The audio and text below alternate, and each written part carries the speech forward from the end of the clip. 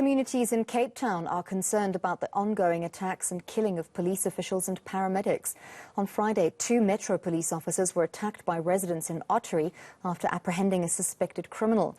The policing forum in the area says community members then freed the suspects and turned against the officers.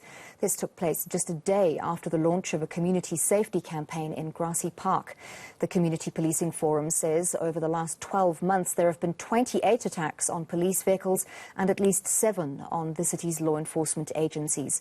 Nobesuthu Hejana is speaking to residents of Grassy Park and the Community Policing Forum about this safety issue, and she joins us live now. Nobesuthu, this is not a new issue. We regularly hear reports of first responders, police officers being attacked by community members, but one has to, in this situation, obviously ascertain from residents of these areas why they are turning on police officers. What have they told you? Well, Andley, we heard from the Grassy Park Community Policing Forum that it's condemning the act and also highlighting the fact that in many times in these poor communities you would find that there are family members who are involved in gang activities, and maybe they do benefit from those illegal activities.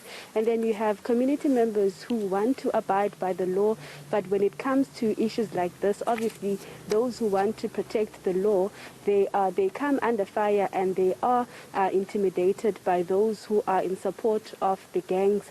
But we are now joined by the City of Cape Town's law enforcement spokesperson, Mr. Wayne Dyson. Sir, just tell us about the incident. From what we hear is that the officers were trying to apprehend suspected criminals, but then things turned south. Good afternoon to you and good afternoon to your viewers. Yes, that is exactly what happened. On the 11th of March, our officers were on patrol in the Grassy Park, the general Grassy Park area, specifically Lotus River, when they came across an incident where they spotted an alleged drug dealer.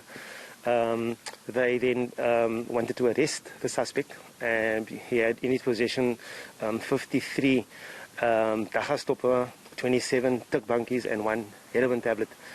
He put up a struggle, and during that time it attracted the attention of surrounding people. They then came towards the officers, and the officers, obviously being overjoyed at receiving assistance from members of the public, were bitterly disappointed to find out that these people were actually on the side of the alleged criminal. They were stoned. One of the officers sustained injuries to his shoulder and his arm, soft tissue damage.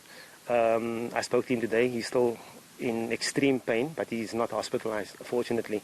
They also damaged one of our vehicles, and unfortunately during this process the suspect managed to escape.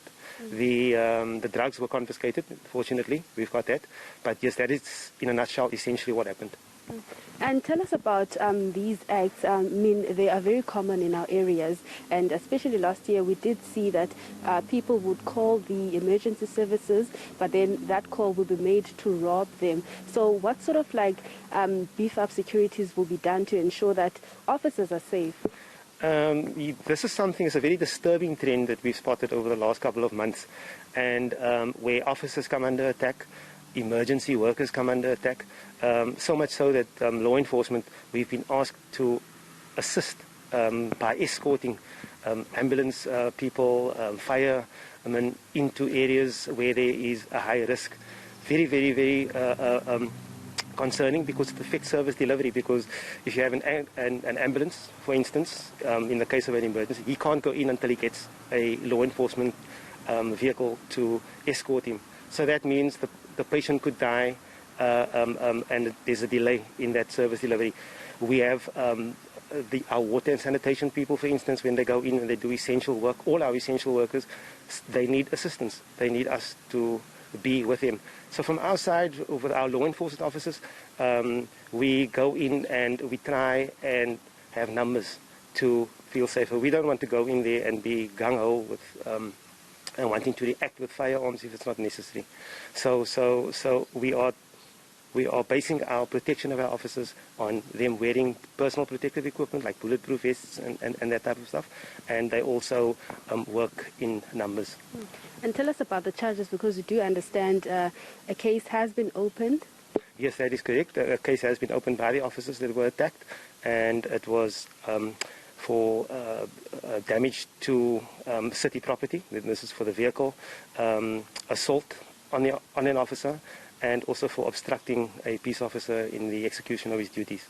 And what is your appeal to these communities? Because often they will talk about the lack of police visibilities and complaining that it's useless to open a case because we know that police will not follow up. But then when things like this happen, one needs to wonder, is it safer for police to be risking their lives to go out when the same community members will be turning against them? So what is your plea to the public? I want to stress and make it very clear that in our opinion, it is the majority of the people within the town, within the areas that are affected by this type of problem. They are willing to and always work with the police. They give us information, they assist us wherever possible. It's a minority of people in these areas that are perpetrating these deeds. So my plea to them is that think about your fellow community members, think about the infrastructure that requires urgent attention, think about the sick, the elderly that require assistance, and their actions will prevent those people from getting that assistance. So they should please keep that in mind and change this trend of attacking emergency workers and police officers. All right, thank you very much. Well, there you have it, Anne Lee. That was the City of Cape Town's law enforcement officer spokesperson, Mr. Wayne Dyson, talking about some of the frustrations from their side when they try to assist communities, but then they end up being victims. Thank you very much. That was Nobesuthu Hejana coming to us from Cape Town.